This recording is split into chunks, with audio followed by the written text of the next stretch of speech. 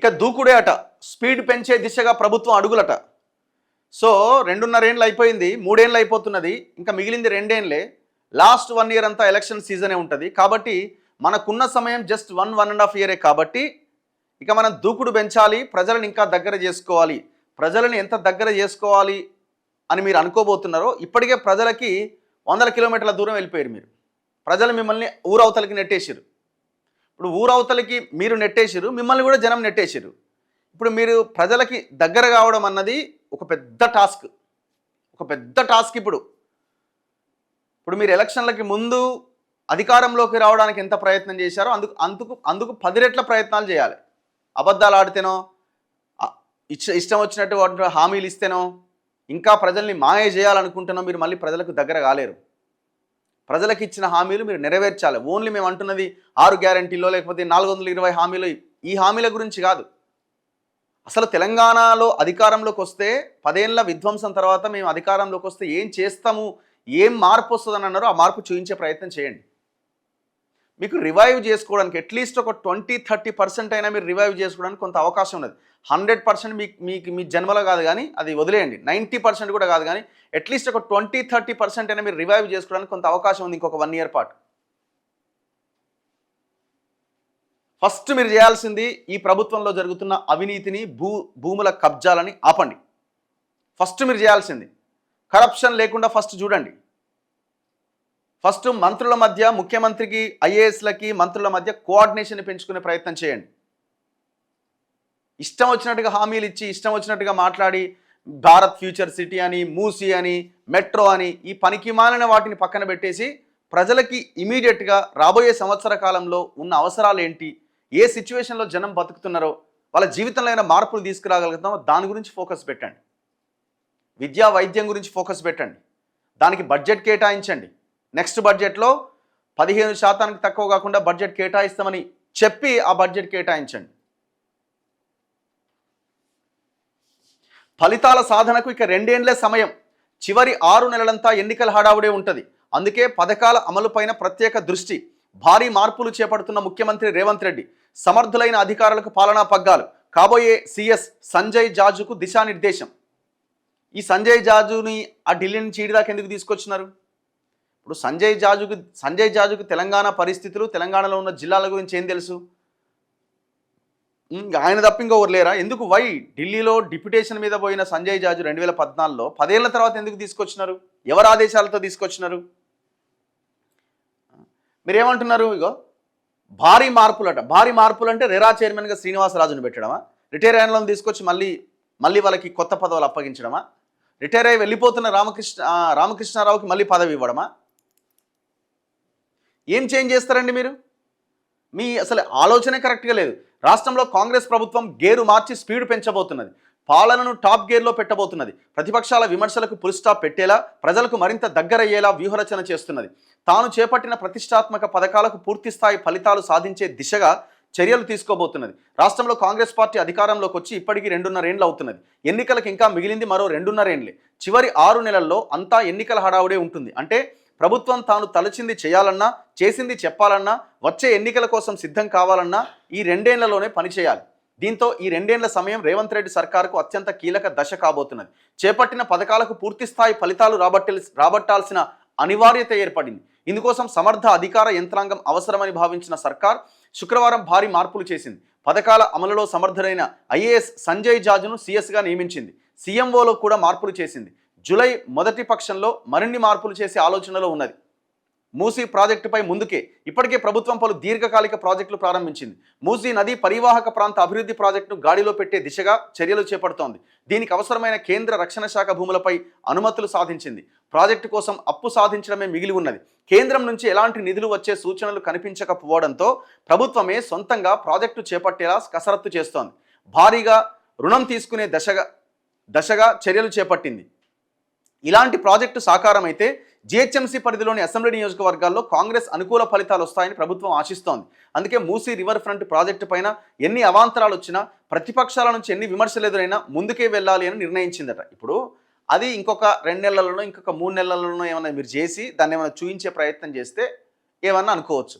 ఇప్పుడు మీరు ఆ మూసీ ప్రాజెక్ట్ని ఎత్తుకున్న తర్వాత మీరు చేయాల్సింది ఏంది?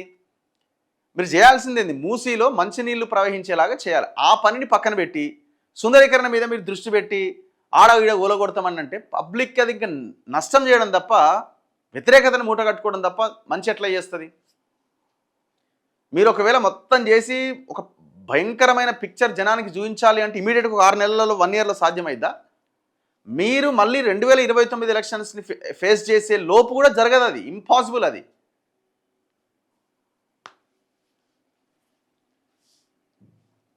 మీరు అంటున్న ఫ్యూచర్ సిటీ కూడా అది ఇప్పటిది కానే కాదు. అది ఇవన్నీ కూడా ఇష్యూస్ని డైవర్ట్ చేయడానికి జరుగుతున్న ప్రయత్నం, సమస్యలని పక్కదారి పట్టించే ప్రయత్నం, ఒక పెద్ద అబద్ధాన్ని తీసుకొచ్చి అదే నిజమని చెప్పే ప్రయత్నం, అంతకుమించి ఏం లేదు ఇందులో. ఇది ఎట్లా సాధ్యమైంది ఇప్పటికిప్పుడు?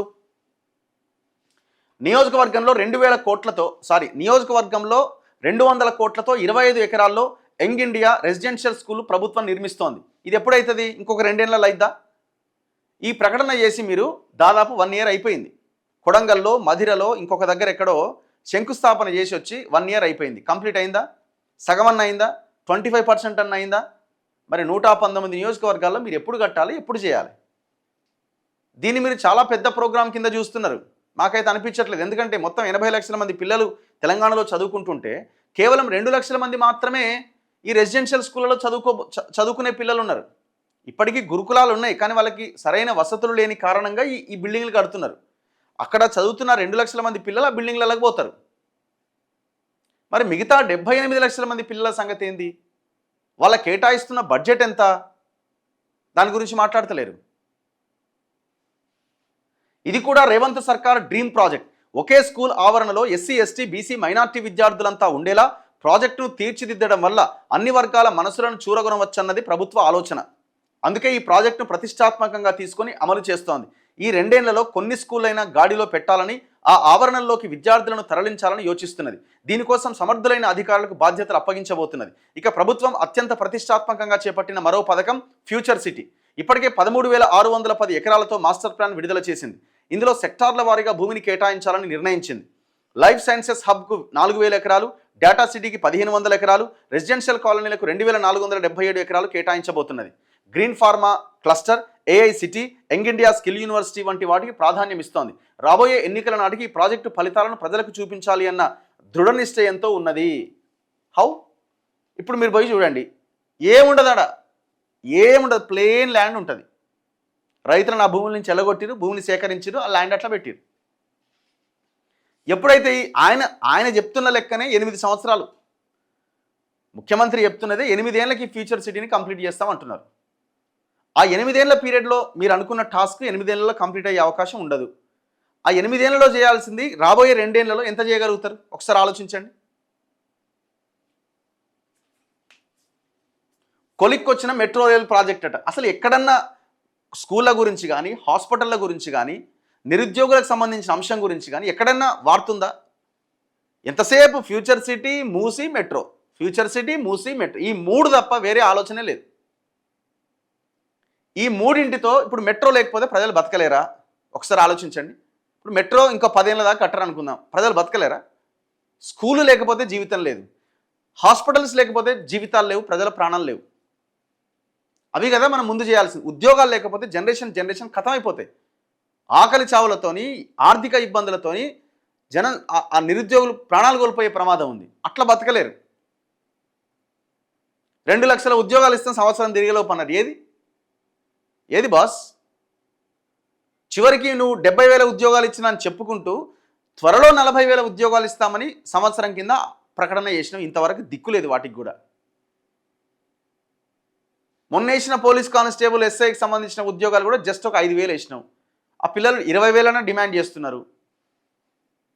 మరి దానికి సంబంధించిన మీ హామీ ఏమైంది?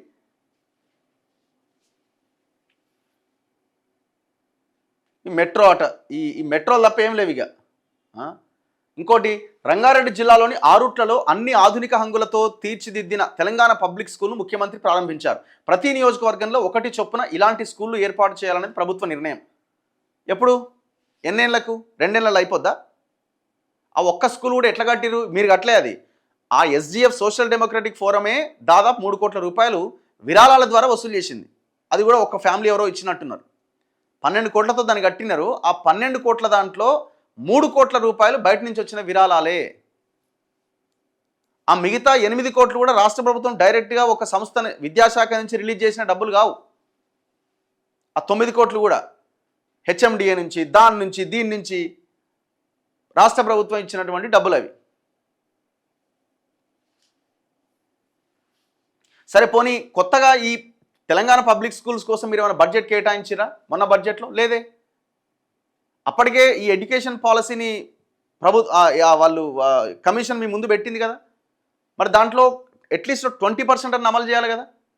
తెలంగాణ ఎడ్యుకేషన్ పాలసీని క్యాబినెట్లో పెట్టి అప్రూవ్ చేయాల్సింది పోయి తీసుకుపోయి ఏం చేసినావు, కేశవరావు కమిటీ ముందు పెట్టినావు. అంటే నువ్వు పాలసీని ఇంప్లిమెంట్ చేద్దామన్న ఆలోచన, పక్కన పెట్టాలన్న ఆలోచన కనబడుతున్నది కదా.